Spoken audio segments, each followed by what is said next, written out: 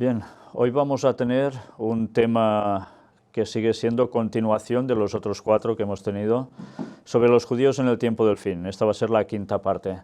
Y hoy vais a ver que es un tema especial porque vamos a tocar algunos textos bíblicos, pero vamos a leer bastante sobre escritos de Ellen White.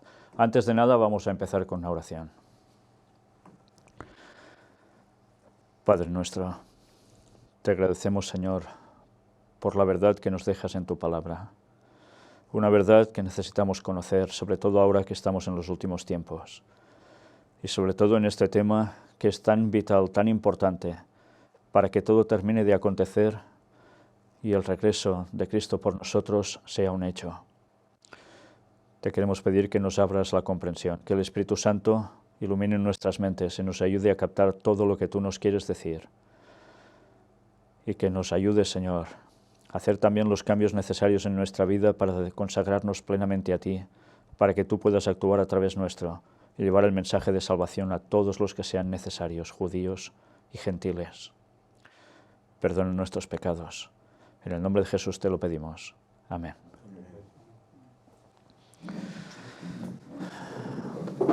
Bien, si en los anteriores temas estuvimos viendo ya una muy buena parte sobre Romanos, donde Pablo escribe al respecto sobre los judíos, y centrándonos sobre todo en el tiempo del fin, lo que vamos a tener ahora es algo que va totalmente relacionado con lo que está en Romanos.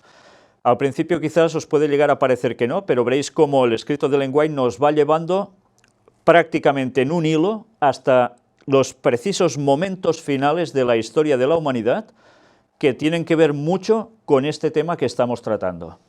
Pero me gustaría que antes de nada cogieseis vuestras Biblias, no os va a aparecer el texto en imagen, y busquéis el capítulo 3 del libro de Mateo, donde vamos a ver que allí aparece Juan el Bautista. Y hay unas palabras con una connotación que evidentemente nos van a dar que pensar. Versículos del 7 al 12.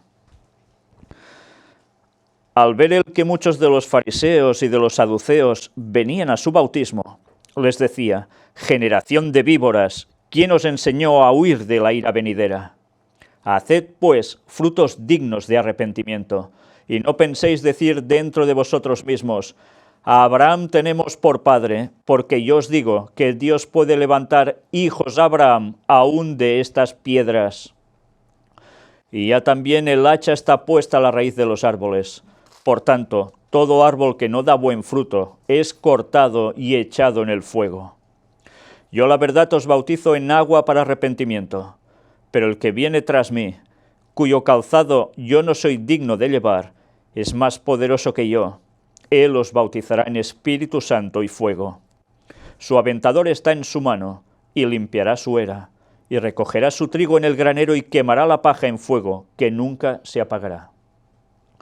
Esto es un episodio ya del pasado, evidentemente, cuando Juan empezaba a bautizar.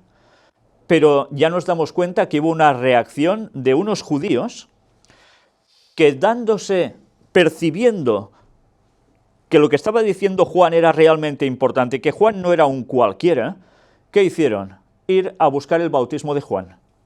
Pero Juan ve algo más. Ve que ahí dentro sigue habiendo una hipocresía en sus corazones. Y lo denuncia. Y incluso llega a decir el pensamiento que ellos tienen.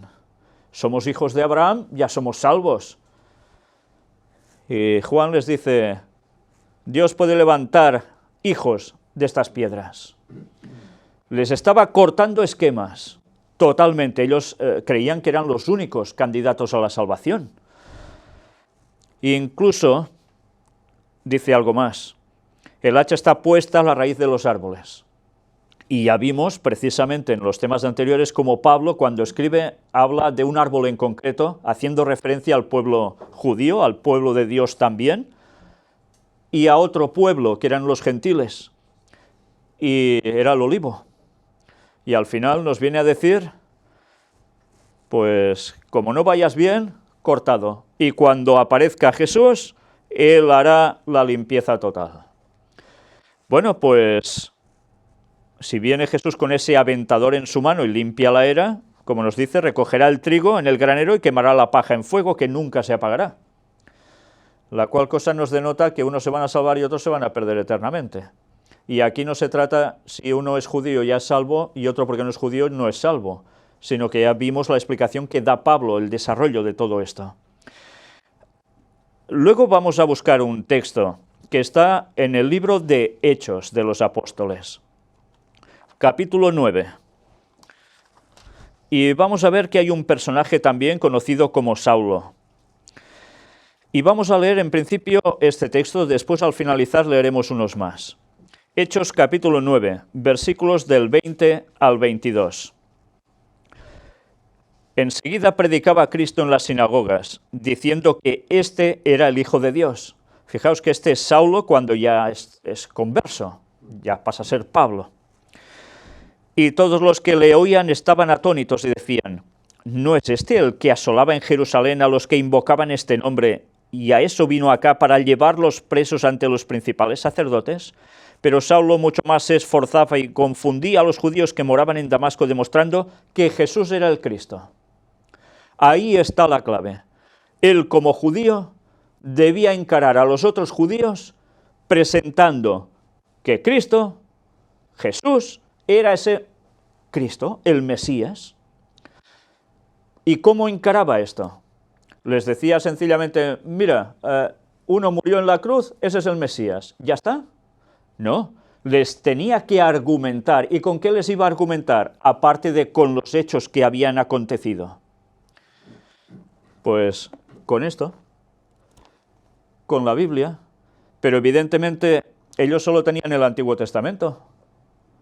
Y con eso, Pablo les demostraba que el personaje que había venido y había muerto en la cruz era el Mesías.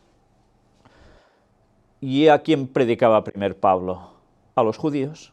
Cuando iba a un lugar, iba a las sinagogas y hablaba a los judíos. Tenían una importancia vital para él, eran los suyos. Pero sabía que eran, además, los que Dios había elegido como su pueblo en un principio. Y después de ver toda la conexión que nos hablaba el apóstol Pablo en Romanos, él sabía que el mensaje debía volver hasta ellos, y se esforzaba por eso. Pues bien, ahora vamos a situar todo esto en un futuro que ya no está siendo tan futuro, sino que prácticamente ya es casi presente.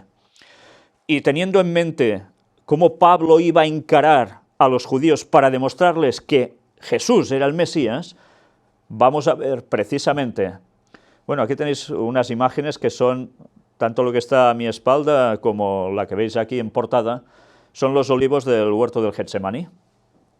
Y lo he puesto aquí porque creo que era básico, una vez más, captar un lugar donde Jesús fue a orar de un modo especial.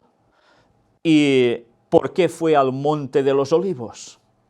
Podía haber ido a cualquier otro monte, fue a buscar el monte de los olivos. ¿Nos estaba queriendo decir algo también con esto Cristo? Cuando hablaba también de buscar el estar todos unidos y pasar por esa agonía final, fue a ese lugar a orar, Y recordemos que aquí es donde tuvo los problemas. Pues bien, los olivos es emblema para judíos, pero también para esos gentiles que se iban a acoplar a este buen olivo. Ahora vamos a ver los escritos de Ellen White sobre el papel de los judíos en el tiempo del fin. Y es toda una lectura que todos los que tengáis el libro en vuestras casas o los podáis bajar por internet, podéis seguirla también y leer todos los capítulos que queráis porque todo el libro es impresionante. Pero nosotros vamos a destacar algo de aquí mientras vamos leyendo. El libro en cuestión es Los Hechos de los Apóstoles, se titula igual que el libro bíblico, pero este es escrito por Ellen White. Y en el capítulo 35 nos habla de la salvación ofrecida a los judíos. Y vamos a ver cómo nos vuelve a los tiempos de Pablo. Ya sabéis que precisamente el libro de los Hechos de los Apóstoles de Ellen White hace referencia al libro de los Hechos de los Apóstoles que está en la Biblia. Por eso lleva el mismo título, pero nos va dando unas explicaciones, unas connotaciones extras realmente impresionantes para que captemos aún mejor la riqueza del libro. Después de muchas demoras inevitables, Pablo llegó por fin a Corinto, escenario de tan ansiosas labores pasadas, y por un tiempo el objeto de su profunda solicitud. Encontró que muchos de los primeros creyentes todavía le consideraban con afecto como el que les había llevado primero la luz del Evangelio. ¿Corinto era una ciudad judía? No, para nada, estaba en otro país. Pero, ¿qué había hecho el apóstol? Había predicado para los corintios, y tenemos las cartas a los corintios. Pues ahora, para que entremos en situación, ahora entendemos cómo a él lo apreciaban como el que les había llevado el Evangelio. ¿A quién iba primero cuando iba a un lugar así, el apóstol Pablo? ¿A los habitantes de la ciudad directamente gentiles?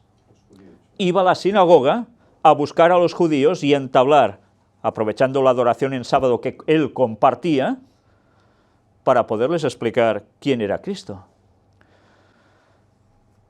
Cuando saludó a estos discípulos y vio las evidencias de su fidelidad y celo, se regocijó porque su trabajo en Corinto no había sido estéril. Los creyentes corintios, una vez tan propensos a perder de vista su alta vocación en Cristo, habían desarrollado fuerza de carácter cristiano. Recordemos que en los corintios se juntaron judíos y gentiles y formaron iglesia. Ya no había distinción entre unos y otros. Sus palabras y hechos revelaban el poder transformador de la gracia de Dios y eran ahora una poderosa fuerza para el bien en ese centro de paganismo y superstición. Recordemos que en las cartas a los corintios Pablo les aprieta bastante diciendo que enseguida os olvidáis de las cosas y reaccionan. Pero ¿de dónde provenían muchos de ellos? Del paganismo que aquí está describiendo. Hacían cosas que no tocaba. ¿Y qué había entre todas estas cuestiones? Adulterios, ¿sí? Fornicaciones, malas cosas en general. Pues por eso los recriminó también, como a otros. Pero reaccionaron, ¿eh? En la asociación de sus amados compañeros y estos fieles conversos, el cansado y turbado espíritu del apóstol halló reposo. Durante su estada en Corinto, tuvo Pablo tiempo para vislumbrar nuevos y más dilatados campos de servicio. Es interesante, ¿eh? Pablo iba a un lugar a predicar, ¿y qué estaba pensando? Ya en quedarse allí, aquí no me muevo, ya estaba pensando en desarrollar planes en otros lugares. Cuando nosotros tenemos la tendencia a enraizarnos, ¿eh? Él no, él sabía a lo que iba, tenía que predicar el Evangelio a todo el mundo, y ese era su objetivo. Y mientras estaba en un lugar ya pensaba dónde iría después. Y mirad ahora, pensaba especialmente en su proyectado viaje a Roma. ¿Por qué quería él ir a Roma? Porque Roma era el centro de todo el imperio de esos momentos, del imperio romano, y sabía que dar el mensaje allí era como clavar un estandarte en medio del corazón de esa bestia que era el imperio romano, ¿no? Una de sus más caras esperanzas y acariciados planes era ver firmemente establecida la fe cristiana en la gran capital del mundo conocido. Ya había una iglesia en Roma, y el apóstol deseaba obtener la cooperación de sus miembros para la obra que debía hacerse en Italia y otros países. O sea, para él Roma era un salto hacia otros países. ¿Por qué? Quería la cooperación de los miembros de esa iglesia. ¿Y hacia qué otros países podía saltar el Evangelio a partir de allí? Mirad, ¿él de dónde procede? ¿Zona de Israel? De la zona de Israel pasa a la zona de Corinto, todas las iglesias del Asia Menor, ¿y qué hace? Su siguiente paso es seguir avanzando hacia Occidente, Roma como el centro, el enclave del imperio, ¿pero se quería detener allí? No, de allí ya pensaba en seguir evangelizando, ¿hacia dónde? Claro, podemos pensar, sí, hacia el norte de Europa, hacia donde sea, sí, pero él tenía otro objetivo después, que ya iremos viendo, y que está verdaderamente al occidente de Roma. A fin de preparar el camino para sus labores entre aquellos hermanos, muchos de los cuales le eran todavía desconocidos, les escribió una carta anunciándoles su propósito de visitar a Roma, y su esperanza de enarbolar el estandarte de la cruz, ¿dónde? En España. Tarsis, que se decía también en la Biblia. Él quería enarbolar el estandarte de la cruz en España. ¿Por qué tenía ese objetivo? Es para pensar. O sea, no le dio para poner su estandarte en Francia, o en Alemania, o en... No. Iba a por España. Porque precisamente en España, sefarat, había una comunidad importante de judíos que provenían de un linaje, y que no era un linaje askenazi, sino que era semita, eran semitas. Ya sabéis que los judíos básicamente se dividen en dos, los que vienen de Sem y los que vienen de Askenaz, que pasan a ser otra cosa que después se añaden al pueblo judío, pero que no provienen precisamente de Sem, y son los que han adueñado básicamente la palabra judío para ellos, cuando en verdad no han sido judíos auténticos, sino que fueron añadidos, y son los que terminan siendo conocidos como los dueños de la banca mundial, los Rockefeller, los Rothschild y tantos más. Bueno, básicamente los que se instauraron en el norte de Europa, en zonas germánicas, y también después en Inglaterra, etcétera, etcétera. Y que ahora pasan a ser los que complican en cierta parte, y en mucha parte, esta gente banquera, el mundo, porque son los que mueven grandes intereses comerciales y, como no, gobiernos y, por tanto, problemas bélicos, entre otros. Pero son un grupo de personas, ¿eh? Y no todos los askenazis son malos, ni mucho menos, pero hay una élite entre ellos que no ayudan para nada a lo que sería una labor divina. Pero aún hay más, y ya quizás veremos más adelante por qué quería además llegar el apóstol Pablo a España. Habían, sí, los sefardíes, los sefarditas, pero él pensaba en algo especial que podía surgir de España.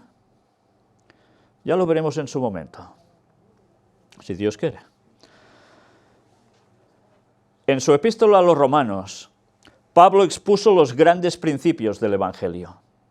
Declaró su posición respecto a las cuestiones que perturbaban a las iglesias judías y gentiles, y mostró que las esperanzas y promesas que habían pertenecido una vez especialmente a los judíos, se ofrecían ahora también a los gentiles. Quizás ahora estaréis diciendo, ¿y por qué retrocedemos tanto en la historia si vamos a hablar de los judíos en el tiempo del fin? Pues vais a ver cómo, cuando empieza hablando de pasado, Ellen White nos hará toda una posición progresiva hasta llevarnos al tiempo final. Pero si no captamos esto, difícilmente vamos a entender lo que vendrá después. Con gran claridad y poder, el apóstol presentó la doctrina de la justificación por la fe en Cristo. Esperaba que otras iglesias también fueran ayudadas por la instrucción enviada a los cristianos de Roma.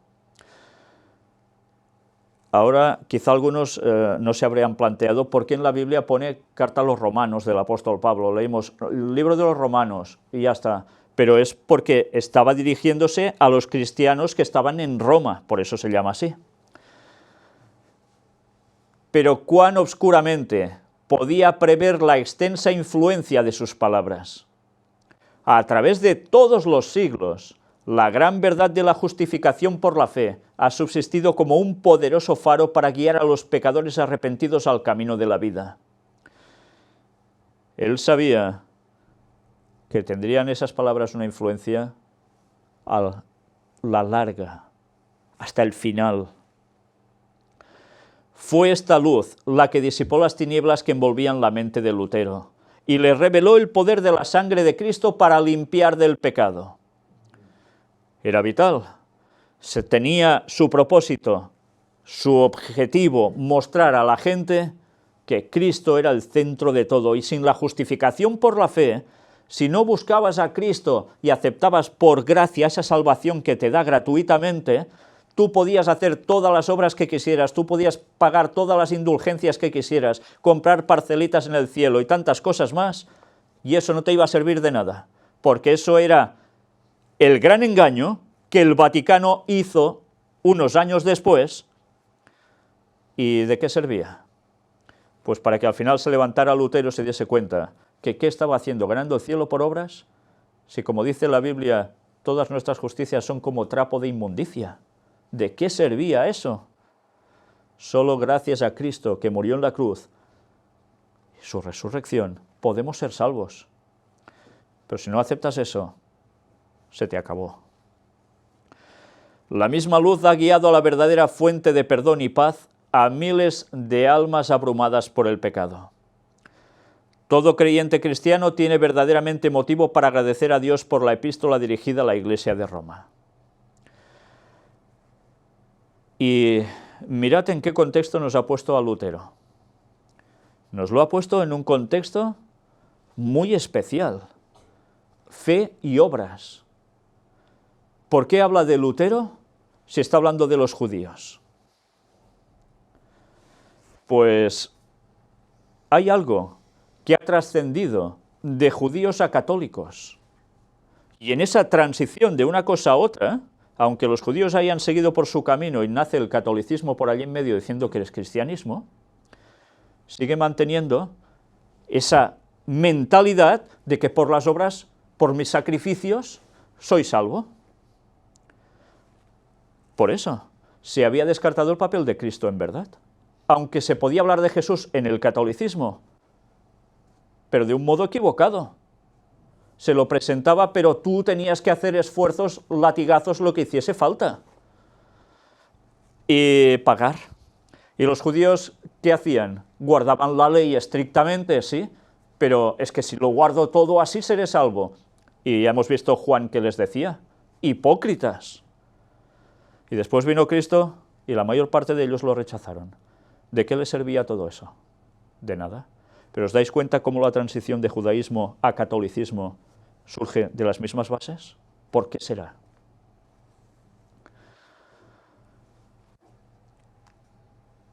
Todo creyente cristiano tiene verdaderamente motivo para agradecer a Dios por la epístola dirigida a la Iglesia de Roma. Todos. ¿Por qué? Porque en el fondo tiene que ver con todo lo que hemos visto en Romanos 10, 11 y 12. Porque iba mucho más allá, sí, justificación por la fe, pero que iba a implicar también por allí en medio el tema de los judíos en el tiempo del fin. Y debemos estar agradecidos, porque Pablo escribió eso. En esta carta Pablo expresó libremente su preocupación por los judíos. Siempre desde su conversión había anhelado ayudar a sus hermanos judíos a obtener una clara comprensión del mensaje evangélico. Eran los suyos. ¿A quién iba a buscar entonces? La voluntad de mi corazón y mi oración a Dios sobre Israel, declaró él, es para salud. Salud, salvación. No era un deseo común que sentía el apóstol. Pedía constantemente a Dios que le permitiera trabajar en favor de los israelitas que no reconocían a Jesús de Nazaret como el Mesías prometido. Él estaba pidiendo por eso.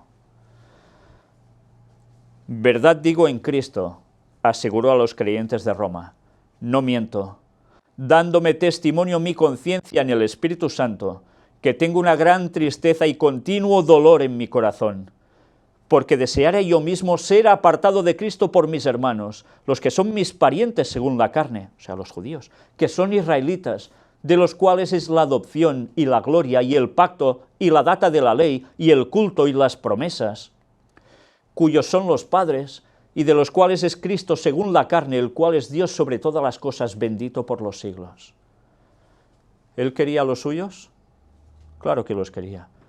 ¿Habían rechazado a Cristo y los había dejado de lado? ¿Ya no quería ni predicarles el mensaje? Todo lo contrario. Seguían siendo su prioridad. ¿Pero por qué? Claro, los amaba porque él formaba parte, era su pueblo. Es como si nosotros, yo en este caso soy catalán, y digo, mira, me voy a predicar a buscar todos los demás y dejo a los míos. No, lógicamente, tú sientes por los tuyos. ¿Y por qué en este caso Dios había buscado a Pablo para hacer esta labor? Porque no la podía hacer ningún otro que no fuera judío. Por tanto, alguien de origen judío debía llevar el mensaje ¿a quién? A los judíos. A todo el mundo después, pero especialmente también a los judíos. Por eso fue seleccionado. Porque si no era judío, ¿quién les iba a dar el mensaje a ellos? ¿Quién entraría en una sinagoga y se quedaría tan ancho? ¿Les podría hablar? Imposible. Bueno, pues Dios tuvo que hacer algo. Y esto en tiempos de Pablo. Ya sabéis que siempre hay una historia cíclica que parece repetirse, es curioso. Y hemos hablado una vez más, él provenía de judíos. Tened esto presente. Los judíos eran el pueblo escogido de Dios por medio del cual se había propuesto bendecir a todo el género humano. A través de los judíos. De entre ellos Dios había levantado muchos profetas. Es curioso, ahora me detengo un momento y digo, ¿y si Ellen White era profeta? ¿Cuáles serían sus raíces? Pues mirad una vez más su árbol genealógico y veréis que provenía de judíos. Y algo que era una sospecha, pude constatarlo cuando, gracias a Dios, tuve medios para conseguir esa genealogía y poder comprobar lo que era de pensar como una evidencia. Dios podía coger de ese linaje a alguien para seguir dando el mensaje al mundo y también a ellos. ¿Cómo no? Y como profeta, ¿cuál sería su origen? Pues judío. Yo no sé si Elena White conocía muy bien sus orígenes, no tengo ni idea, pero tantas veces hemos hablado de aquellos que son judíos por genealogías y lo desconocen en la actualidad. Pero hay algo en ellos ahí, aún, y ya iremos hablando sobre eso. Estos habían predicho el advenimiento de un Redentor que iba a ser rechazado y muerto por aquellos que hubieran debido ser los primeros en reconocerlo como el prometido. Estos profetas debían tener esta misión. El profeta Isaías, mirando hacia adelante a través de los siglos y presenciando el rechazamiento de profeta tras profeta y finalmente el del Hijo de Dios, fue inspirado a escribir concerniente a la aceptación del Redentor por aquellos que nunca antes habían sido contados entre los hijos de Israel. Interesante, ¿eh? Fue inspirado a escribir concerniente a la aceptación del Redentor por aquellos que nunca antes habían sido contados entre los hijos de Israel. Por tanto, Isaías, en sus predicciones, en su profecía, en sus escritos, no solo iba a hablar de judíos, iba a hablar también de esos gentiles que tendrían, cómo no, esa unión en Cristo también. Imaginaos las profecías de Dios referente a estos temas, cómo iban mucho más allá del apóstol Pablo, ya estaban en el Antiguo Testamento. Y esto los judíos deben conocerlo, que profetas como Isaías ya estaban tratando ese tema por inspiración divina. Y ellos a veces esto lo han pasado por alto y han seguido con esa exclusividad, ¿no? Refiriéndose a esta profecía, Pablo declara, e Isaías determinadamente dice, fui hallado de los que no me buscaban, manifiésteme a los que no preguntaban por mí. Mas acerca de Israel dice, todo el día extendí mis manos a un pueblo rebelde y contradictor. Leímos este texto precisamente en Romanos, escrito por Pablo. Él no se había inventado nada, lo estaba recogiendo de Isaías. Mirad una vez más, el Nuevo Testamento da luz a las palabras del Antiguo Testamento, sin el cual puede generar una confusión. Cuando se demuestra a qué se estaba refiriendo ese texto, todo aparece con una claridad meridiana. Aunque Israel rechazó a su hijo, Dios no los rechazó a ellos. Mirad estas palabras, porque hay personas, incluso adventistas, que dicen, no, fueron rechazados, porque Cristo murió en la cruz, no lo aceptaron, quedaron rechazados y se acabó. No. Dios no los rechazó a ellos, incluso habiendo rechazado a su hijo. Lo rechazó en parte. Escuchemos cómo continúa Pablo su argumento. Digo pues, ¿ha desechado Dios a su pueblo? En ninguna manera. porque también yo soy israelita, de la simiente de Abraham, de la tribu de Benjamín. No ha desechado Dios a su pueblo, al cual antes conoció. ¿O no sabéis qué dice de Elías la Escritura? Cómo hablando con Dios contra Israel dice: Señor, a tus profetas han muerto y tus altares han derruido, y yo he quedado solo y procuran matarme. Mas, ¿qué le dice la divina respuesta? He dejado para mí 7.000 hombres que no han doblado la rodilla delante de Baal. Así también aún en este tiempo han quedado reliquias por la elección de gracia. Estos textos los estuvimos comentando, escritos por Pablo. Pero mirad qué dice: así también aún en este tiempo han quedado reliquias por la elección de gracia. ¿Quién es la elección de gracia? Es Cristo el que selecciona, el que da la gracia. Han quedado reliquias. ¿Han quedado qué? Restos, remanente. Israel había tropezado y caído, pero esto no hacía imposible que se volviera a levantar. En respuesta a la pregunta, ¿han tropezado para que cayesen? El apóstol replica: en ninguna manera, mas por el tropiezo de ellos vino la salud a los gentiles, para que fuesen provocados a celos, tal como contamos la otra vez. Y si la falta de ellos es la riqueza del mundo, y el menoscabo de ellos la riqueza de los gentiles, ¿cuánto más el henchimiento de ellos? Porque a vosotros hablo, gentiles. Por cuanto, pues, yo soy apóstol de los gentiles, mi ministerio honro, por si en alguna manera provocase a celos a mi carne, e hiciese salvos a algunos de ellos. A algunos de ellos. ¿Dice a todos ellos? A algunos de ellos, porque él sabe que no todos iban a aceptar la salvación, no todos querían aceptar a Cristo. Pero él aún y así buscaba esos algunos. Porque si el extrañamiento de ellos es la reconciliación del mundo, ¿qué será el recibimiento de ellos sino vida de entre los muertos o vida de los muertos? Es fantástico. Es volver a recuperar lo que estaba perdido. Y Cristo murió también por ellos. Era el propósito de Dios que su gracia se revelara entre los gentiles, tanto como entre los israelitas. Esto había sido anunciado claramente en las profecías del Antiguo Testamento. El apóstol usa algunas de estas profecías en su argumento. ¿O no tiene potestad el alfarero, pregunta, para hacer de la misma masa un vaso para honra y otro para vergüenza? Recordad una vez más el tema del alfarero, el tema del barro. ¿Cómo fuimos hechos nosotros? ¿Adán de qué fue hecho?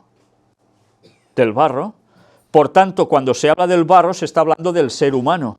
Y se trata también de lo que hace un alfarero, es modelar. Y puede ser que haga algo para honra y otra cosa para vergüenza. Pues bien, está en las manos de Dios.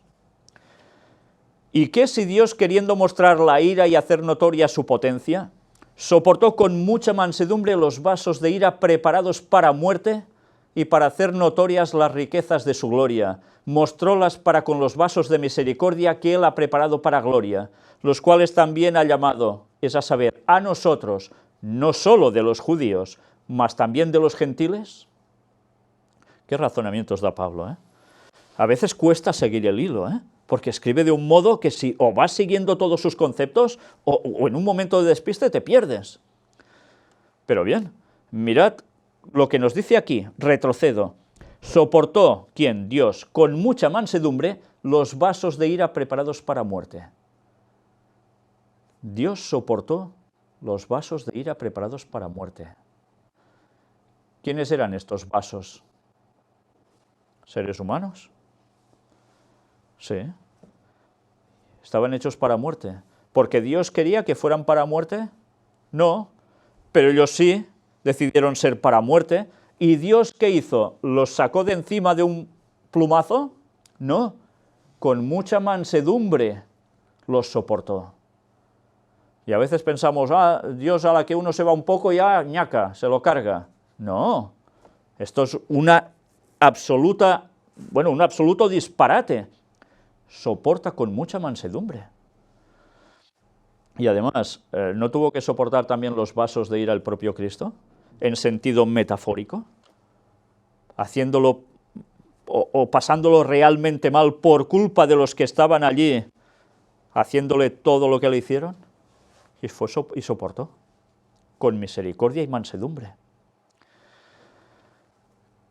Como también en Oseas dice, llamaré al que no era mi pueblo, pueblo mío, y a la no amada, amada.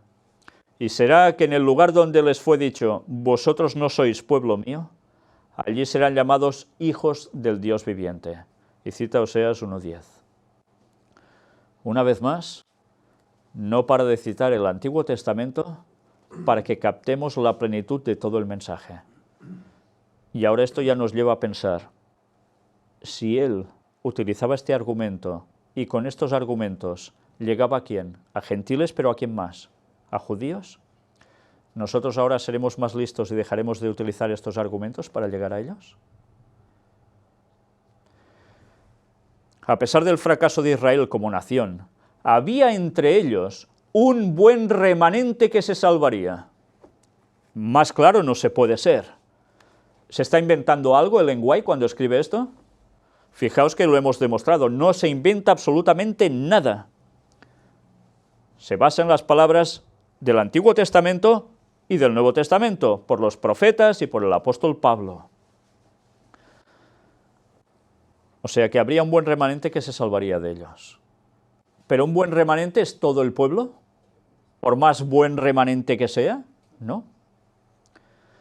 En el tiempo del advenimiento del Salvador, había hombres y mujeres fieles que habían recibido con alegría el mensaje de Juan el Bautista y habían sido inducidos a estudiar de nuevo las profecías concernientes al Mesías.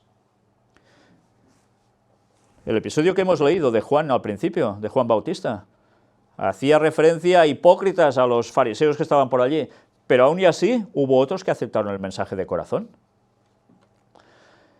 Y mirad una vez más, ¿a qué les llevó todo esto? A estudiar de nuevo las profecías concernientes al Mesías. ¿Les daremos estos mensajes a los judíos para que les lleve a estudiar de nuevo las profecías concernientes al Mesías? Cuando se fundó la iglesia cristiana primitiva, estaba compuesta de estos fieles judíos que reconocieron a Jesús de Nazaret como aquel cuyo advenimiento habían anhelado. O sea, formaron una muy buena base. A este remanente se refiere Pablo cuando escribe, si el primer fruto es santo, también lo es todo, y si la raíz es santa, también lo son las ramas. ¿Cuál era el origen de esta iglesia cristiana? Judíos conversos, de los buenos de verdad, se habían convertido, habían aceptado a Cristo. Pero ya veremos una vez más, como el diablo sabe que la base ya era demasiado buena, ¿y qué tenía que hacer? Intentar injertar unas ramitas allí que fueran de otro olivo que era más silvestre que olivo de verdad, y haciéndose pasar por judíos creyentes tal cual. Y así empezó como la iglesia cristiana se fue hacia abajo, por infiltración, de lo cual después, con el paso del tiempo, se genera una iglesia que se llama cristiana, y que de cristiana realmente ha tenido poco. Y ha sido la iglesia universalmente conocida como Iglesia Católica, debido a esa infiltración que Satanás empezó a ejercer queriendo cortar lo que era santo. Pablo compara el residuo de Israel a un noble olivo, algunas de cuyas ramas habían sido cortadas. Compara a los gentiles a las ramas de un olivo silvestre, injertadas en la cepa madre. Que si algunas de las ramas fueron quebradas, escribe a los creyentes gentiles, y tú, siendo acebuche, has sido ingerido en lugar de ellas, y has sido hecho participante de la raíz y de la grosura de la oliva, no te jactes contra las ramas, y si te jactas, sabe que no sustentas tú a la raíz, sino la raíz a ti. Pues las ramas, dirás, fueron quebradas para que yo fuese ingerido. Bien, por su incredulidad fueron quebrados, mas tú, por la fe, estás en pie. No te ensoberbezcas, antes teme que si Dios no perdonó a las ramas naturales, a ti tampoco no perdone. Mira pues, la bondad y la severidad de Dios. La severidad ciertamente en los que cayeron, mas la bondad para contigo si permanecieres en la bondad, pues de otra manera tú también serás cortado. Y antes os hablaba de esa transición hacia el catolicismo. Esta semana pudimos mostrar también en una de las temáticas presentadas cómo se hace referencia a algunos que llevaban kipá, ya sabéis, ese gorrito redondo que se pone en la parte posterior de la cabeza, en la zona occipital, que llevan los judíos, y cómo quien lleva también lo mismo, pero que le llaman solideo. El Papa y cardenales. ¿Por qué?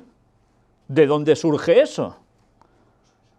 Pues enseguida nos damos cuenta que hay una conexión directa. Sencillamente una serie más de disfraces, de retoques, pero sigue estando todo en lo mismo. Por la incredulidad y el rechazamiento del propósito del cielo para con él, Israel como nación había perdido su relación con Dios. Pero Dios podía unir a la verdadera cepa de Israel las ramas que habían sido separadas de la cepa madre, el residuo que había permanecido fiel al Dios de sus padres. O sea que aún y así, había otros que seguían permaneciendo firmes, tanto habiendo creído en Cristo como no. Sí, en un principio era clara la definición, o sigues y aceptas a Cristo o te quedas fuera. Pero hubo un tiempo, poco tiempo después, en que, fijaos, ¿cómo trabajaron los judíos? Borrando de la memoria del pueblo el personaje de Jesús, diciendo o que no había existido, o que había sido todo un montaje falso, manipulado. ¿Por qué? Pues decían que el padre de Jesús era un legionario llamado Pantera, y la madre de Jesús una prostituta. Sí. Entonces, ¿qué estaban echando por tierra? A Cristo. Pero claro, ya vimos en uno de los temas sobre el retorno de Cristo, en el año 2031, cómo José Wolf, un niño judío, y eso aparece en el libro El conflicto de los siglos de Ellen White, había subido con esta mentalidad por generaciones, y ya no le hablaban de Jesús para nada, era tema tabú. Y como consecuencia él llega un momento en que empieza a darse cuenta de cosas, ¿y qué hace? Termina aceptando el mensaje y termina predicando la segunda venida de Jesús. Pues, una vez más, esto nos da que pensar. Habrá gente que habrá estado quizás por error, por generaciones, en su fe, pero habrán creído de corazón que eso era verdad. Pero va a llegar un punto, como ya ha pasado a través de la historia, y volverá a pasar, y ya lo veréis, como gente sincera entre ellos, van a despertar ante un mensaje como el que se está presentando.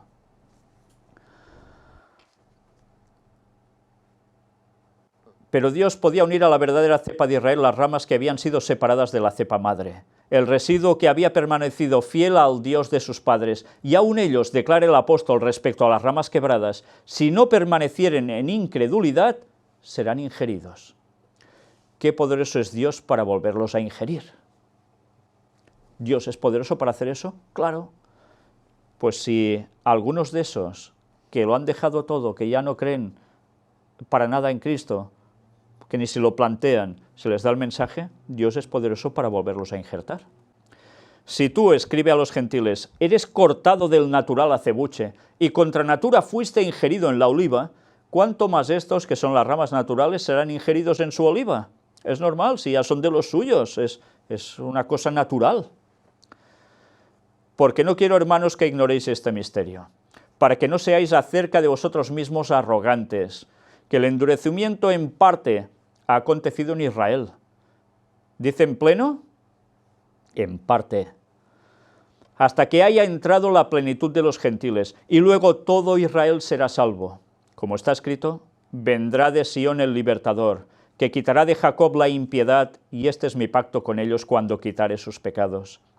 Así que cuanto al Evangelio, son enemigos por causa de vosotros, mas cuanto a la elección, son muy amados por causa de los padres. Son muy amados por causa de los padres, de su genealogía, de la promesa que empezó todo con Abraham. Porque sin arrepentimiento son las mercedes y la vocación de Dios. Porque como también vosotros en algún tiempo no creísteis a Dios, mas ahora habéis alcanzado misericordia por la incredulidad de ellos, así también estos ahora no han creído, para que por la misericordia para con vosotros, ellos también alcancen misericordia. O sea, ahora no creen, pero algo va a pasar para que algunos de ellos vuelvan a creer. Alcanzarán la misericordia. El círculo otra vez se cierra. Porque Dios encerró a todos en incredulidad, para tener misericordia de todos. Oh profundidad de las riquezas de la sabiduría y de la ciencia de Dios, cuán incomprensibles son sus juicios e inescrutables sus caminos. Porque, ¿quién entendió la mente del Señor? ¿O quién fue su consejero? ¿O quién le dio a él primero para que le sea pagado? Porque de él y en él son todas las cosas. A él sea gloria por los siglos. Porque de él y en él son todas las cosas, ¿incluidos quién? Los judíos y los gentiles, todos. Y ahora Ellen White, después de citar estas palabras de Romanos que ya estuvimos analizando, nos dice, así muestra Pablo que Dios es abundantemente capaz de transformar el corazón del judío y del gentil igualmente, y de conceder a todo creyente en Cristo las bendiciones prometidas a Israel. Por tanto, las bendiciones prometidas a Israel, que algunos pueden recibir y otros no porque rechazan, ¿de quién pasan a ser? Tanto de los judíos que aceptan como de los gentiles que aceptan. Y esto, en definitiva, ¿qué es? El nuevo Israel. El nuevo Israel que junta a unos y otros. El Israel espiritual, como es conocido. Si fuera el número de los hijos de Israel como la arena del mar, las reliquias serán salvas, porque palabra consumadora y abreviadora en justicia, porque palabra abreviada hará el Señor sobre la tierra. Palabra abreviada, ¿eh? Palabra abreviada, ¿qué quiero decir?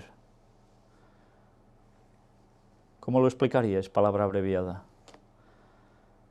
Se acorta la palabra, se da deprisa, resumida, claro, es eso. Concentrado, claro, pam, preciso, y ya con esto, sobre todo, pensad, para unas mentes que discurren más que la mayoría del mundo. Claro, personas que ya son despiertos. Unas pocas palabras les pueden decir mucho. Y enseguida, ¡pum!, cavilar. Y como antes dijo Isaías, si el Señor de los ejércitos no nos hubiera dejado simiente, como Sodoma habríamos venido a ser y a Gomorra fuéramos semejantes. Pero dejó una simiente. Sodoma y Gomorra quedaron fulminadas, se acabó. De allí ya no hubo descendencia de nadie, aparte de los que se fueron, Lot. Entonces, ¿qué iba a pasar con los judíos? Se hubiesen cortado absolutamente. Pero Dios no tenía ese propósito con los judíos. Fijaos que los judíos han pasado por 1001 desgracias a través de toda la historia, como decían las profecías ya en Deuteronomio, y tantas otras, de cómo por rechazar al Mesías se verían así, perseguidos siempre, con temor, pero nunca han dejado de ser. ¿Por qué? Cuando otros pueblos han desaparecido de la capa de la tierra. Dios tiene un propósito con ellos. Y claro, que ya lo veremos, qué propósito. Cuando Jerusalén fue destruida y el templo reducido a ruinas, muchos miles de judíos fueron vendidos para que fueran esclavos en países paganos. Como restos de un naufragio en una playa desierta, fueron esparcidos entre las naciones. Eso ocurría en el año 70, aunque ya sabemos que también antes ya habían colonias judías, aquí, por ejemplo, en Sefarat, en España. Pero entonces, a raíz de eso, muchos más. Y eso a partir del año 70, prácticamente. Como restos de un naufragio en una playa desierta, fueron esparcidos entre las naciones. Por 1800 años, los judíos, pensad que dice 1800 años porque Ellen White está escribiendo esto en los años 1800, ¿eh?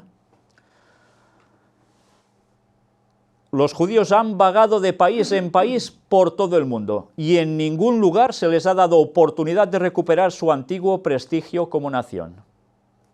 ¿Había nacido el Estado de Israel aquí? Aún no, ¿eh? Recordemos que todo el movimiento sionista es provocado expresamente, etcétera, para que ellos consigan esto, y se consume finalmente en un año, 1948, cuando las Naciones Unidas, en definitiva, ¿qué hacen? Pues darle ese lugar a la tierra de Israel a los judíos, con lo cual ya hemos visto la que se ha liado, que aún arrastramos, y esperad. Maldecidos, odiados, perseguidos, de siglo en siglo la suya ha sido una herencia de sufrimiento. Solo hace falta repasar un poco la historia. No obstante, la terrible sentencia pronunciada sobre los judíos, como nación en ocasión de su rechazamiento de Jesús de Nazaret, han vivido de siglo en siglo muchos judíos nobles y temerosos de Dios, tanto hombres como mujeres, que sufrieron en silencio. ¿Os dais cuenta? Algunos piensan, mira, los judíos rechazaron a Cristo, ya no merecen la salvación, por eso algunos pensaban había que masacrarlos a todos, decían cosas así, ¿no? Pues esto no es lo que nos dice la palabra de Dios. Ellen White, inspirada, nos está diciendo algo que además es de lógica. Entre ellos había judíos nobles y temerosos de Dios después de siglos, que, claro, no aceptaban a Jesús porque no les había llegado ese mensaje con la verdad. Pero aún y así eran gente noble, gente que hacía y creía todo lo mejor que sabían. ¿Y a todos estos Dios los iba a desechar? Si Dios es bueno y misericordioso, ¿cómo iba a hacer eso? Dios consoló sus corazones en la aflicción y contempló con piedad su terrible suerte. Oyó las agonizantes oraciones de aquellos que le buscaban con todo corazón en procura de un correcto entendimiento de su palabra. ¿Ves cómo había gente que ya buscaba entender la palabra? Aunque no sabían de Cristo, pero querían entender la palabra. Algunos aprendieron a ver en el humilde Nazareno, a quien sus padres rechazaron y crucificaron, al verdadero Mesías de Israel. Algunos sí que pudieron tener datos suficientes para comparar y decir, ¿es verdad? Quienes mis ancestros asesinaron en la cruz, pues resulta que era el Mesías. ¿Esto a quién le pasó? A José Wolf, claro. Al percibir el significado de las profecías familiares por tanto tiempo obscurecidas por la tradición y la mala interpretación, sus corazones se llenaron de gratitud hacia Dios por el indecible don que otorga Él a todo ser humano que escoge aceptar a Cristo como Salvador personal. Una vez más, poner la tradición y una mala interpretación, ¿qué hace? Pues que la verdad quede ofuscada, oscurecida, no la puedas captar, y por culpa de esto, muchos no se dieron cuenta, y esa gente aún seguían siendo nobles. Por eso Dios podía tener un pueblo también entre ellos, aunque no hubiesen aceptado a Cristo. Pero es interesante ver, una vez más, la comparativa. ¿Qué acontece ahora? Tradición y mala interpretación de la palabra de Dios. ¿Y qué sucede? Que nos enteran de las profecías familiares que nos hablaban de todo lo que ahora conocemos para esperar el retorno de Cristo. Y tantas cosas más.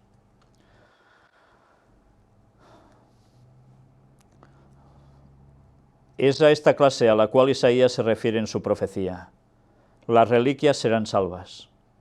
Desde los días de Pablo hasta ahora, Dios, por medio de su Santo Espíritu, ha estado llamando a los judíos tanto como a los gentiles, porque no hay acepción de personas para con Dios, declaró Pablo. El apóstol se considera a sí mismo deudor a griegos y a bárbaros. Cuando dice griegos y bárbaros, fijaos que no dice griegos y judíos, dice bárbaros. ¿Quiénes eran los bárbaros? No los barberos. Los bárbaros eran los pueblos del norte de Europa que después bajaron hacia el sur, se especula por qué circunstancias aún ahora, pero terminaron siendo después, juntándose con los pueblos que ya había en el sur de Europa, se han convertido en las naciones actuales de Europa. Por ejemplo, en Francia los galos, en Alemania los germánicos, hunos, ostrogodos, en España galos, visigodos, celtas, todos venían del norte. ¿Y por qué les llamaban bárbaros? Sobre todo la palabra bárbaro surgió de los soldados romanos, que cuando hablaban, imaginaos ya qué lengua tan distinta a la suya, que ellos entendían que ladraban. Y bárbaro, en definitiva, significa esto, que están ladrando, como si fueran perros. Ellos entendían, guau, guau, guau, guau. Pues eso entendían, estos son bárbaros, están ladrando. ¿Qué quiere decir? De dónde, fijaos, el alemán, cuando lo notamos nosotros, el sonido, que notamos también algo fuerte, ¿no? Bueno, pues es lo mismo, venimos del latín, ¿no? Teóricamente, pues es normal, tenemos esa percepción. Pues por eso dice a griegos y a bárbaros. Los griegos parecían todo un lenguaje más suave, más parecido dentro de todo a la forma de vocabularizar latina, que no a los de arriba. Pero ya veis, el apóstol se considera a sí mismo deudor a griegos y a bárbaros. No solo se iba a quedar para ir por España y con... No, también le interesaban los del norte, le interesaban todos. Tanto como a los judíos, pero nunca perdió de vista las indiscutibles ventajas de los judíos sobre otros. ¡Uy! ¿Qué nos está diciendo aquí? Tanto como a los judíos, pero nunca perdió de vista las indiscutibles ventajas de los judíos sobre otros. ¿Qué ventajas? Lo primero, ciertamente, que la palabra de Dios les ha sido confiada. Esto ya para empezar, a ellos. El Evangelio, declaró, es potencia de Dios para salud, salvación, a todo aquel que cree. Al judío primeramente, y también al griego, porque en él la justicia de Dios se descubre de fe en fe, como está escrito, mas el justo vivirá por la fe. Es de este Evangelio de Cristo igualmente eficaz para el judío y el gentil, del que el apóstol en su epístola a los romanos declara que no se avergüenza. Fijaos que nos está hablando algo de un toque especial que tienen los judíos. La palabra fue dada primeramente a ellos. Pero solo termina aquí esto. ¿Qué se les dijo a los judíos que debían hacer? Al pueblo hebreo, cuando reciben los mandamientos, ¿qué otra ley se les da? Moisés recibe otra ley también. ¿Y en qué consistía? ¿En que comiesen berberechos, marisco y cerdo a patadas, a montones? Que no. ¿Qué quiere decir esto? Que debían tener una dieta y debían seguir unos principios que les irían bien para su salud, pero ¿para qué más? Su entendimiento. Y esto lo iban a hacer por generación tras generación tras generación. Y en consecuencia, ¿qué iba a implicar? ¿Sabéis? La ciencia está demostrando que algo que Ellen White ya escribió en su tiempo, pero que Ellen White aún lo deja con más rotundidad. Comer cerdo, por ejemplo, hace que las personas sean más cortas, mentalmente. Y ya solo con ese alimento en concreto. Pues imaginaos a alguien que no prueba nunca el cerdo, no consume marisco, no consume nada dañino, o consume menos de lo dañino que otros se tomarían. ¿Cómo iban a ser entonces mentalmente? Con más entendimiento, más ágiles, más diestros, más sabios. Claro, es lógico, todo lo que comemos nos forma. Si comemos porquería, ¿qué vamos a ser? No solo físicamente, sino también mentalmente. Igual, ellos no. Lo cual, entendemos esas palabras que aparecen en la Biblia por 3, 4 generaciones, etcétera, etcétera. ¿Qué estaba diciendo? Pues que aún se multiplicaría más ese entendimiento, habría más diferencia entre el pueblo de Dios que siguiera todas esas normas y el otro. Por eso cuesta tanto entender cómo el mundo protestante, porque le da la gana querer comer lo que quiera, dice que, si oro, ya el alimento está bendecido y todo eso quedó clavado en la cruz, esto ya no importa. Por favor, el alimento sigue siendo el mismo, si se le puede considerar alimento. No cambia porque sí, por arte de magia con oración. Eso pasará en caso de envenenamiento de algo y que Dios intervenga. Pero no, si tú comes cerdo, ya puedes orar por ese alimento, que si eres consciente que eso es cerdo, te hará daño en tu mente, aunque te guste mucho. Y como el cerdo con cualquier otra cosa. ¿Y qué va a pasar? Pues que cada vez vas a entender menos las cosas de Dios. ¿Y qué está pasando dentro del mundo evangélico? Que cada vez se enteran menos de la palabra de Dios y empiezan a torcer las cosas. ¿Y así dónde van a ir a parar? Pues ya lo podéis imaginar, ¿no?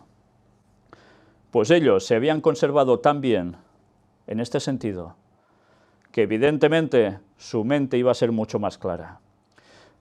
Por cierto, un dato quizás tipo anecdótico. Sabéis que en España ellos fueron expulsados en 1492, los sefarditas, y algunos tuvieron que convertirse al cristianismo sí o sí, porque si no tenían que irse a América o donde fuera, ¿no? Pues, ¿qué sucedió? Resulta que para demostrar su conversión al cristianismo, como tontos no eran, se dedicaron a sacar un montón de recetas culinarias y alimentos tipo embutidos, que se consume tanto, por ejemplo, en España, para demostrar que se habían convertido al cristianismo, y llenaron este país de cerdos por todas partes, y comiendo y dando a comer cerdo a todo el mundo. Y así está la mentalidad en este país, a unos niveles impresionantes, tantas veces, por desgracia. Sí, todo esto no pasó porque sí, y en cierto modo tomaron venganza, que a través de las generaciones ahora estamos pagando el pato, nunca mejor dicho. ¿Os dais cuenta la importancia de la nutrición? Y no estoy diciendo que todo el mundo sea bobo, pero desde luego no nos estamos ganando muchas cosas a nivel intelectual si seguimos haciendo lo que no toca.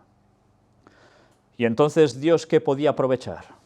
¿A los que están más mal mentalmente o a los que son más hábiles mentalmente? Es obvio, ¿no? Pues ahora entenderemos el porqué de todas estas cosas de aquí un poco tiempo. Es de este Evangelio de Cristo igualmente eficaz para el judío y el gentil, del que el apóstol en su epístola a los romanos declara que no se avergüenza. Y atención ahora a esto. Cuando este Evangelio se presente en su plenitud a los judíos, ¿está hablando de qué? ¿De pasado? Estaba hablando de futuro lenguaje en su tiempo, ¿eh? Cuando este Evangelio se presente en su plenitud a los judíos, en su plenitud, no un poquito, no, plenitud. Muchos aceptarán a Cristo como el Mesías. Entre los ministros cristianos son pocos los que han sido llamados a trabajar por el pueblo judío, pero a estos que han sido pasados por alto, a los judíos, tanto como a todos los otros, ha de darse el mensaje de misericordia y esperanza en Cristo. Bueno, yo hice una anotación allí. Profecía final sobre los judíos. Muchos se convertirán ¿a través de qué? De nuestra labor. Cuando nos encaremos y demos a los judíos un mensaje, no un cachito de mensaje, un mensaje que a ellos les haga impacto. Sí, evidentemente misericordia y esperanza de Cristo. Volver a mostrarles que Cristo estaba en la profecía. Pero además, dándoles todo lo otro que ellos son capaces de captar y que a tantos otros se les pasa totalmente. Y dirían que son locuras. Pero algo hay en ellos que aún les permitirá captar muchas cosas y entregarse a Cristo. Pero esto es profecía. Tiene que haber una labor especial hacia los judíos. Y mirad ahora esto. En la proclamación final del Evangelio, cuando una obra especial deberá hacerse en favor de las clases descuidadas hasta entonces, Dios espera que sus mensajeros manifiesten particular interés en el pueblo judío, que se halla en todas partes de la tierra. Es verdad, ahora hay la nación de Israel, pero aún donde están muchos de los judíos, siguen estando dispersos en muchas partes de la tierra. Por ejemplo, Francia es donde hay más judíos de Europa. No están todos en Israel. Pero ¿os habéis dado cuenta? Hemos descuidado a muchas clases. Ahora debe haber un mensaje particularmente especial, el interés para el pueblo judío también. Cuando las escrituras del Antiguo Testamento se combinen con las del Nuevo para explicar el eterno propósito de Jehová, eso será para muchos judíos como la aurora de una nueva creación, la resurrección del alma. Cuando vean al Cristo de la dispensación evangélica pintado en las páginas de las Escrituras del Antiguo Testamento y perciban cuán claramente explica el Nuevo Testamento al Antiguo, sus facultades adormecidas se despertarán y reconocerán a Cristo como el Salvador del mundo. Sus facultades adormecidas. Algo va a hacer que puede despertar un mensaje en concreto, lo que llevan dentro, que está dormido, pero que está allí. ¿Y por qué está allí? Pues por la genética de sus ancestros, y por lo que hemos citado, de cuidarse. Por eso está allí eso. Muchos recibirán por la fe a Cristo como su Redentor. En ellos se cumplirán las palabras: a todos los que le recibieron, dióles potestad de ser hechos hijos de Dios, a los que creen en su nombre, en Jesús. Yo había anotado profecía final sobre los judíos y nuestra especial obra hacia ellos. Cristo vendrá después, porque es la consecuencia. Jesús no vendrá si primero no se da ese mensaje a los judíos. Y si sabemos que hay un tiempo en el cual Cristo viene fijo, ¿qué va a pasar a partir de ahora? Pues que evidentemente este mensaje tiene que empezar a llegar a los judíos, porque el tiempo se acaba. ¿Y quién tiene que darles este mensaje? Los que saben la verdad. ¿Y quiénes son? Pues debemos ser nosotros también.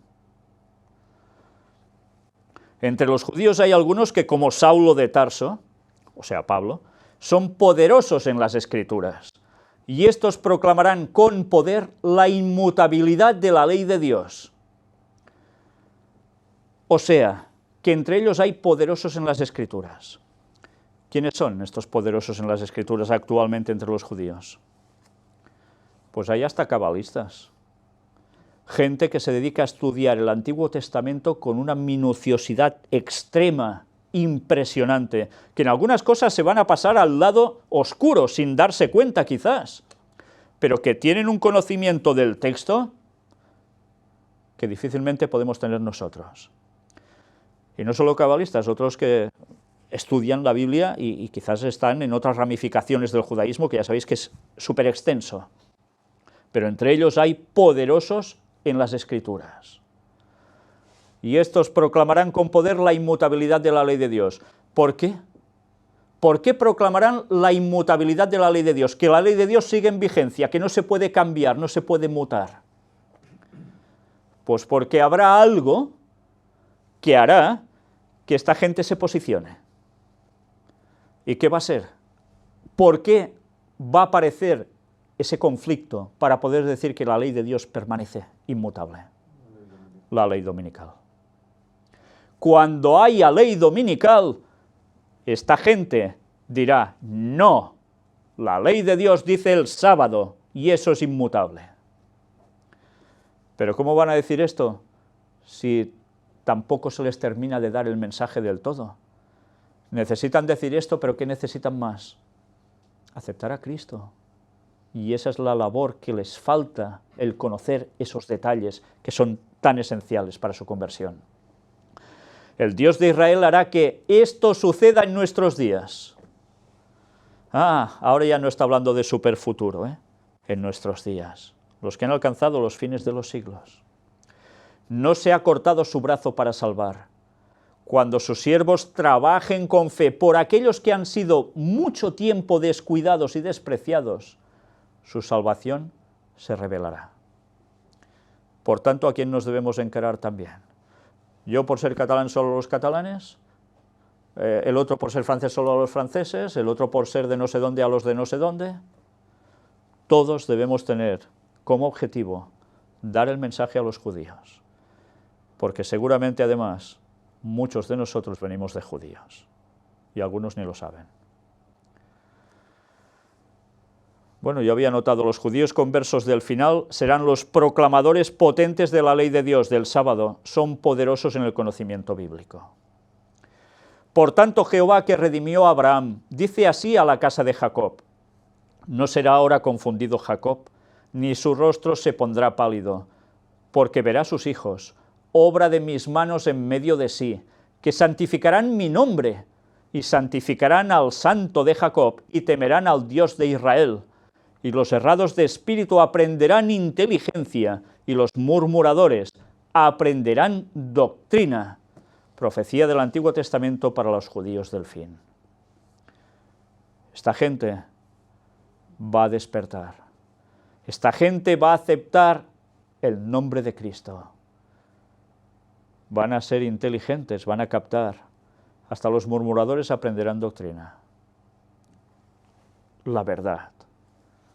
Y esto en nuestros días. Otro libro de lenguaje, Profetas y Reyes. Si Israel hubiese escuchado los mensajes de los profetas, se le habría ahorrado la humillación que siguió. Pero el Señor se vio obligado a dejarlo ir en cautiverio porque persistió en apartarse de su ley. El mensaje que le mandó por Oseas fue este: mi pueblo está destruido por falta de conocimiento. Por cuanto tú has rechazado con desprecio el conocimiento de Dios, yo también te rechazaré, puesto que te has olvidado de la ley de tu Dios. Interesante, ¿eh? Y sabemos que esto tiene aplicación también futura. ¿Y para quién? Para la Iglesia Adventista, ¿eh? En toda época la transgresión de la ley de Dios fue seguida por el mismo resultado. En los días de Noé, cuando se violó todo principio del bien hacer y la iniquidad se volvió tan arraigada y difundida que Dios no pudo soportarla más, se promulgó el decreto: raeré los hombres que he criado de sobre la faz de la tierra. Génesis 6:7. En los tiempos de Abraham, el pueblo de Sodoma desafió abiertamente a Dios y a su ley, y se manifestó la misma perversidad, la misma corrupción y la misma sensualidad desenfrenada que habían distinguido al mundo antediluviano. Los habitantes de Sodoma sobrepasaron los límites de la tolerancia divina y contra ellos se encendió el fuego de la venganza. El tiempo que precedió al cautiverio de las 10 tribus de Israel se destacó por una desobediencia y una perversidad similares. No se tenían en cuenta para nada la ley de Dios, y esto abrió las compuertas de la iniquidad sobre Israel. Oseas declaró: Jehová pleitea con los moradores de la tierra, porque no hay verdad, ni misericordia, ni conocimiento de Dios en la tierra. Perjurar y mentir, matar, hurtar y adulterar prevalecieron, y sangres se tocaron con sangres. Esto escribe Oseas 4. Las profecías de juicio que dieran Amós y Oseas iban acompañadas de predicciones referentes a una gloria futura. A las 10 tribus, durante mucho tiempo rebeldes e impenitentes, no se les prometió una restauración completa de su poder anterior en Palestina. Hasta el fin del tiempo, habrían de andar errantes entre las gentes. ¿Qué está diciendo aquí? Se habla de, las tribus perdidas de Israel, ¿no? Algunos dicen solo una, pero no, es que en verdad hubo una dispersión de todos ellos. Y aunque algunos ahora estén en Israel, ¿dónde están todos los demás? Errantes entre las gentes. Y estar errantes entre las gentes quiere decir que también se mezclaron con las gentes. Por tanto, ya no habría solo linajes puros de judíos, por decirlo de algún modo, sino que también se mezclarían con los otros habitantes. Pero aún habría una línea genética por allí, pululando. Pero mediante Oseas fue dada una profecía que les ofreció el privilegio de tener parte en la restauración final que ha de experimentar el pueblo de Dios al fin de la historia de esta tierra, cuando Cristo aparezca como Rey de Reyes y Señor de Señores. Yo había notado aquí, los judíos tendrán parte en la restauración final del pueblo de Dios al fin de la historia. Y es así. Está claro, ¿no? Declaró el profeta: muchos días estarán los hijos de Israel sin rey, y sin príncipe, y sin sacrificio, y sin estatua, y sin efod, y sin terafim. No tendrían templo. Después agregó el profeta: volverán los hijos de Israel y buscarán a Jehová su Dios, y a David su rey, y temerán a Jehová y a su bondad en el fin de los días. O sea que en el fin de los días, algunos de ellos, ¿qué hacen? Vuelven a Dios. En un lenguaje simbólico, Oseas presentó a las 10 tribus el plan que Dios tenía para volver a otorgar a toda alma penitente que se uniese con su iglesia en la tierra las bendiciones concedidas a Israel en los tiempos cuando éste le era leal en la tierra prometida. O sea que ellos van a recuperar esas promesas porque se añadirán ¿a quién? Al Israel espiritual. Se va a juntar el Israel físico, algunos, con los que se han ido añadiendo.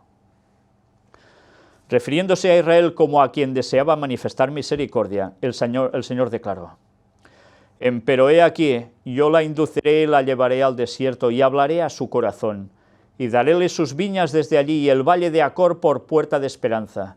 Y allí cantará como en los tiempos de su juventud, y como en el día de su subida de la tierra de Egipto. Y será que en aquel tiempo, dice Jehová, me llamarás marido mío, y nunca más me llamarás Baali, mi Señor. Porque quitaré de su boca los nombres de los Baales, y nunca más serán mentados por sus nombres. Esto lo escribe Oseas. Una vez más, démonos cuenta del lenguaje entre marido y mujer, siempre va apareciendo con él y el pueblo de Dios. Y atención a esto, en los últimos días de la historia de esta tierra, debe renovarse el pacto de Dios con su pueblo, que guarda sus mandamientos. ¿Y los judíos guardan los mandamientos o no? ¿Los guardan? Los 10 mandamientos como nosotros. Ellos no tienen suprimido el de no adorar imágenes. Ellos no tienen santificarás las fiestas en vez de decir guardarás el sábado. Siguen teniendo los mismos, como nosotros. O sea que tanto para los que ya están en esto, como por los judíos que están así, los que acepten a Cristo entrarán a formar parte de esto. Va a renovar el pacto de Dios con ellos. Pero claro, habrá que aceptar a Cristo, si no, no. En aquel día yo haré por ellos un pacto con las fieras del campo, y con las aves del cielo, y con los reptiles del suelo, y quebraré el arco y la espada, y quitaré la guerra de en medio de la tierra, y haré que duerman ellos seguros, y te desposaré conmigo para siempre. Sí, te desposaré conmigo en justicia, y en rectitud, y en misericordia y en compasiones. También te desposaré conmigo en fidelidad, y tú conocerás a Jehová. Sucederá también que en aquel día yo responderé, dice Jehová. Yo responderé a los cielos, y ellos responderán a la tierra, y la tierra responderá al trigo y al vino y al aceite. Y ellos responderán a Jezreel. Y te sembraré para mí mismo en la tierra, y me compadeceré de la no compadecida. Y al que me dije que no era mi pueblo, y al que dije que no era mi pueblo, le diré: pueblo mío eres. Y él me dirá a mí: tú eres mi Dios. Por tanto, hay una recuperación de muchos de ellos, Les vuelve a llamar pueblo mío. Y ahora, una vez más, y acontecerá en aquel tiempo que los que hubieren quedado de Israel y los que hubieren quedado de la casa de Jacob se apoyarán con verdad en Jehová Santo de Israel. Isaías 10:20. De toda nación y tribu y lengua y pueblo saldrán algunos que responderán gozosamente al mensaje. Temed a Dios y dadle gloria, porque la hora de su juicio es venida. ¿Qué mensaje es este? De Apocalipsis 14, ¿no? Los 3 ángeles. Y por tanto, ya sabemos que cuando se habla de los 3 ángeles, en el último tiempo, ¿cuál es el mensaje que se añade? El del 4.º ángel. O sea que ese mensaje es el que debe llevarles a que por fin se añadan al pueblo de Dios. Se apartarán de todo ídolo que los una a la tierra, y adorarán a aquel que ha hecho el cielo y la tierra y el mar y las fuentes de las aguas. Se librarán de todo enredo y se destacarán ante el mundo como monumentos de la misericordia de Dios. Se van a destacar ante el mundo como esos monumentos. ¿Satanás ha podido terminar con el pueblo judío alguna vez? No, nunca. ¿Y por qué le ha molestado el pueblo judío a Satanás? Aunque no hubiesen aceptado a Cristo. Porque seguían ostentando el sábado como día de Dios. Y eso para él sigue siendo un grave problema. Y los ha manipulado y los ha llevado por los cerros de Úbeda, pero aún están conservando el sábado muchos de ellos. Y evidentemente eso va asociado con Apocalipsis 14, el mensaje de los 3 ángeles que pintan a Dios como ¿qué? El Creador. Y el sábado, ¿a quién nos lleva? Al Creador. La creación. Se librarán de todo enredo y se destacarán ante el mundo como monumentos de la misericordia de Dios. ¿Por qué? porque Dios ha tenido misericordia de ellos hasta ahora, los ha aguantado. ¿Cuánta gente aún se pregunta cómo puede ser que aún existan los judíos con todas las desgracias que les han pasado durante tantísimos años? Dios los ha mantenido porque aún tiene que sacar de allí a alguien, un pueblo para Él. Pero no a todos, claro, por desgracia. Obedientes a los requerimientos divinos, serán reconocidos por los ángeles y por los hombres como quienes guardaron los mandamientos de Dios y la fe de Jesús. Por tanto, lo habrán aceptado. Dejándolo todo, los judíos de todas partes destacarán ante el mundo como monumentos de la misericordia de Dios. Eso lo anoté porque vale la pena destacarlo. He aquí vienen días, dice Jehová, en que el que ara alcanzará al segador, y el pisador de las uvas al que lleva la simiente, y los montes destilarán mosto y todos los collados se derretirán, y tornaré el cautiverio de mi pueblo Israel, y edificarán ellos las ciudades asoladas, y las habitarán, y plantarán viñas, y beberán el vino de ellas, y harán huertos, y comerán del fruto de ellos, pues los plantaré sobre su tierra, y nunca más serán arrancados de su tierra que yo les di, ha dicho Jehová, Dios tuyo. Y algunos cogen esto y dicen, hace falta otra vez el Estado de Israel, porque estaba profetizado que así sucedería. Y bajo ese texto interpretan que ellos restauran Israel, cuando esto está haciendo descripción de cuando Jesús ha vuelto y ¿qué sucede? Hay el milenio y después del milenio se baja la tierra, se purifica la tierra de un modo total porque es la destrucción de los malvados que han resucitado, más de Satanás y sus ángeles. ¿Y qué va a hacer el pueblo de Dios? ¿Dónde va a habitar? El pueblo de Dios de todas las épocas que ha sido salvo. ¿En la Nueva Jerusalén solo? No, allí se irá a adorar en sábado, pero ¿dónde va a vivir el pueblo de Dios? Por toda la tierra. Por eso se van, como dice aquí, a reedificar los lugares. ¿Y qué va a decir el pueblo de Dios? Va a alabar al Señor, pero ¿qué harán también? Pues, como nos dicen otros textos, eso, plantarán viñas, comerán el fruto de ellas, ¿no? Y así tantas cosas más. Nadie edificará para que otro habite, dice el texto bíblico también, ¿no? Cada uno se hará su casa. Pues eso es al final de todo. Y resulta que el sionismo ha hecho entender que estos textos se aplican ahora al Estado de Israel. Y Satanás ha consumado un gran engaño, en el cual católicos, protestantes y judíos sionistas han caído de lleno en la trampa de Satanás, para que cuando venga Él y se instaure en el tercer templo de Jerusalén, todos crean que ese es el momento definitivo a la culminación de esos textos bíblicos, esas profecías. Qué bien ha jugado Satanás, qué bien. Pues nosotros vamos a terminar aquí lo que son las referencias de Ellen White, que creo que valía la pena que mucha gente conocieran, porque sé que muchas personas desconocían que Ellen White habría escrito del papel de los judíos en el tiempo del fin, aún veremos más cosas, pero que básicamente ellos son importantísimos para defender la ley de Dios en el fin de los tiempos. Por eso debemos llevarles el mensaje. Y ahora además quisiera que me acompañarais en 4 textos bíblicos. Vamos a leer 3. Hechos capítulo 17. Vamos a leer versículos del 1 al 5. También sobre Pablo. Pasando por Anfípolis y Apolonia, llegaron a Tesalónica, donde había una sinagoga de los judíos, y Pablo, como acostumbraba, fue a ellos, y por 3 días de reposo discutió con ellos, declarando y exponiendo por medio de las Escrituras que era necesario que el Cristo padeciese y resucitase de los muertos, y que Jesús, a quien yo os anuncio, decía él, es el Cristo. Y algunos de ellos creyeron y se juntaron con Pablo y con Silas, y de los griegos piadosos gran número y mujeres nobles no pocas. Entonces los judíos que no creían, teniendo celos, tomaron consigo a algunos ociosos, hombres malos, y juntando una turba, alborotaron la ciudad y asaltando la casa de Jasón, procuraban sacarlos al pueblo. Esta era la labor de Pablo. Iba también a este lugar, iba a los suyos.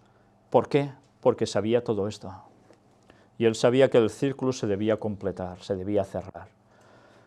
Y predicó, y algunos aceptaron, de los judíos. ¿Y se juntaron con quién? Con gentiles que también aceptaron, pasaron a ser el Israel espiritual, los verdaderos hijos de la promesa de Abraham, o Abraham. Pero otros, no. Y los que decían no, ¿qué hicieron con los demás? En este caso, buscarles siempre el sacarles del medio. La historia se va a repetir, ¿eh? No creáis que no se va a repetir, porque la mayoría de ellos no va a aceptar. Porque cuando venga Satanás haciéndose pasar por Jesús, ¿qué día dirá que hay que guardar sí o sí? El domingo, como han marcado las leyes desde Estados Unidos por el papado y a todo el mundo. Y que los que dicen que el sábado es el día de Dios, no puede ser.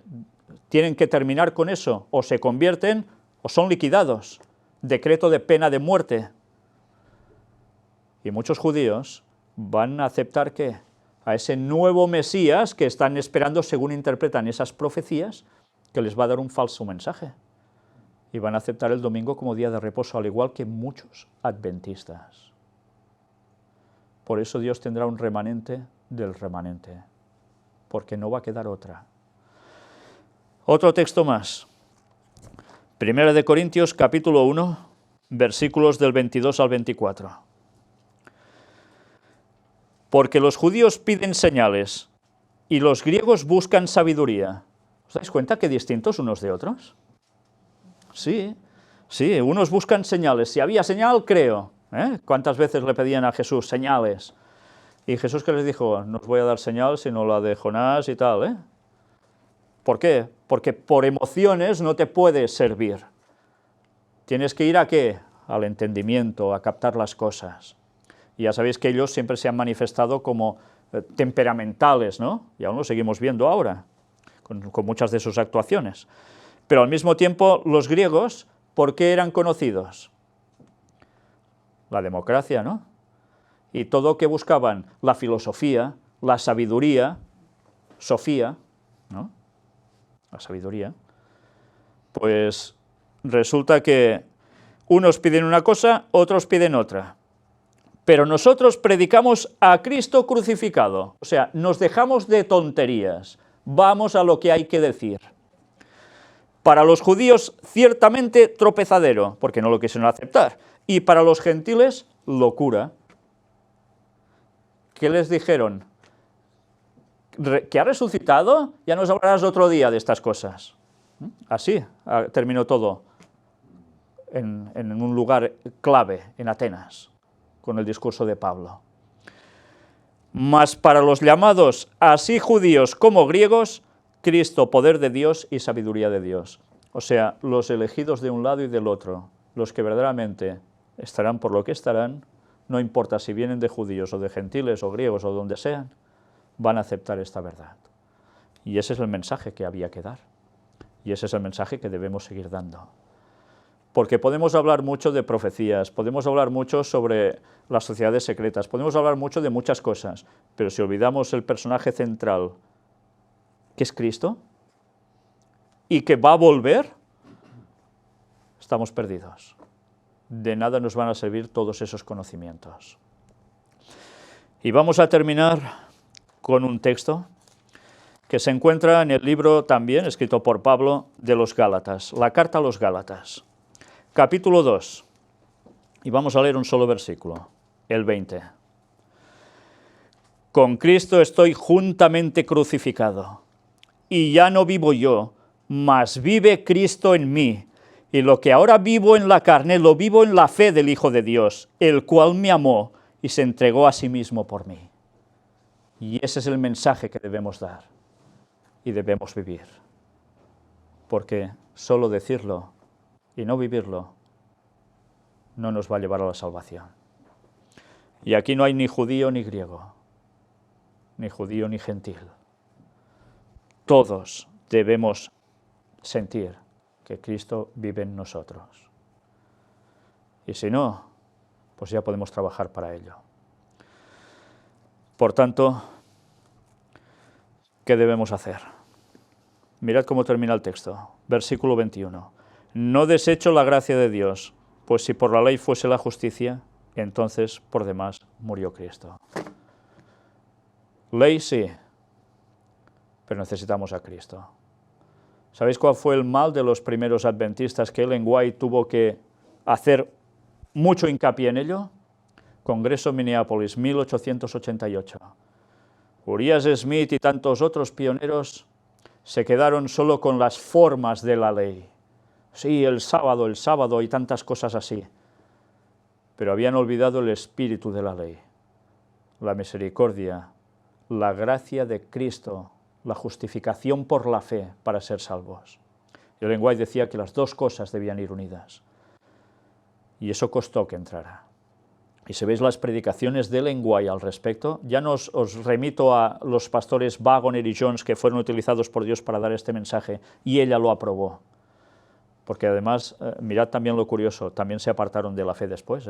Fijaos cómo hombres como Urias Smith, utilizados tan claramente por Dios para hacer algo, y después se van de la fe. Algo falla. Nunca estamos seguros.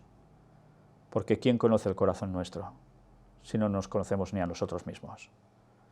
Por eso debemos estar pendientes, vigilantes. Y Ellen White, cuando veis todas las predicaciones que escribió, hay un libro que os recomiendo también, se llama Sermones Escogidos, tomo 1, es el que está al menos traducido al español.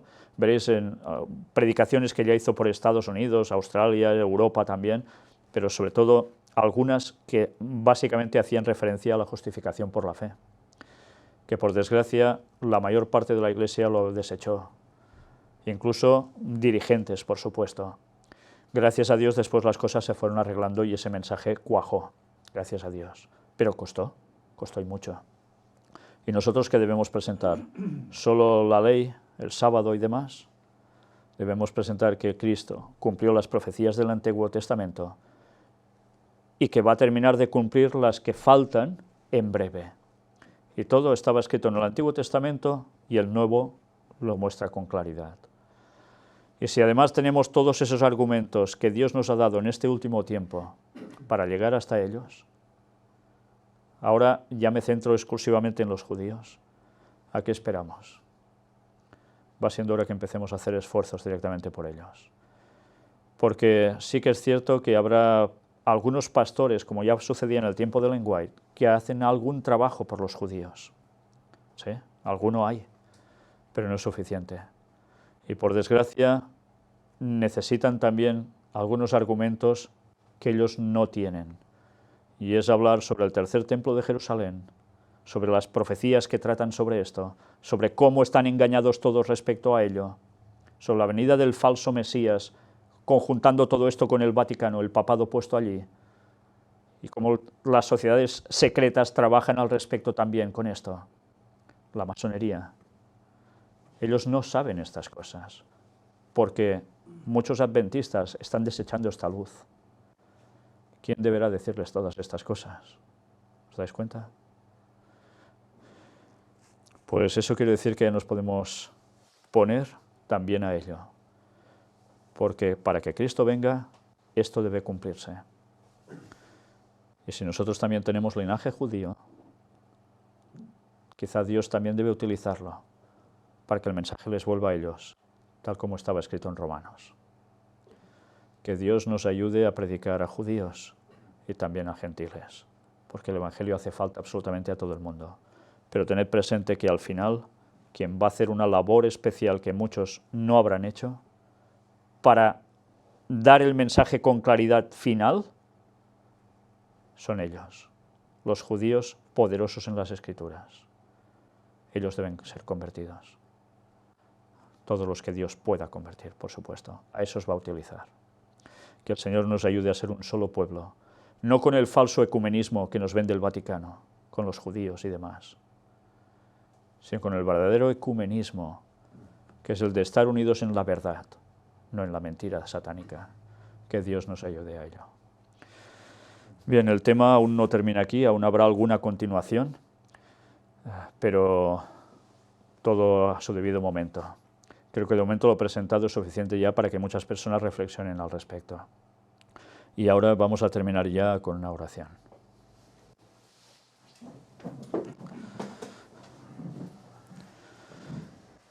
Padre nuestro, te estamos inmensamente agradecidos porque tú nos desvelaste el futuro. Tú lo sabías todo desde un principio y urdiste todo un plan perfecto para que, aunque en un principio los que eran tu pueblo te desecharon en su mayor parte, tú has seguido trabajando en muchos de ellos y has tenido misericordia para que sean salvos aún sin aceptar a Cristo, a los nobles. Pero a su vez tú tenías todo un propósito, que el Evangelio llegara hasta nosotros, para que una vez más ahora el círculo se cerrara de un modo total y el mensaje volviese hasta ellos y todos juntos seamos un pueblo, en un mismo sentir bien unidos, Señor, en ti, en tu verdad.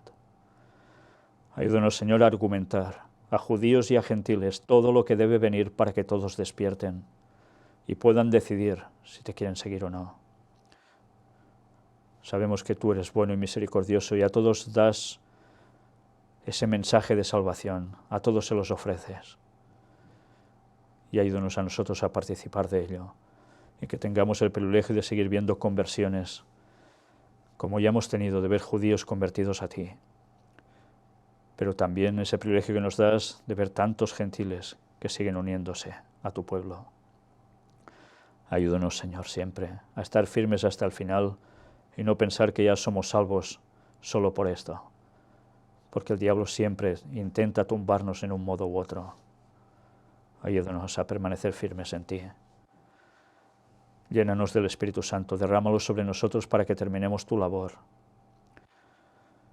Bendícenos, Señor. Perdona todos nuestros pecados y gracias por ese enorme sacrificio de Cristo por nosotros, sin el cual todo esto ya no hubiese tenido ningún sentido. Alabado seas, Señor. En el nombre de Jesús te lo pedimos todo. Amén.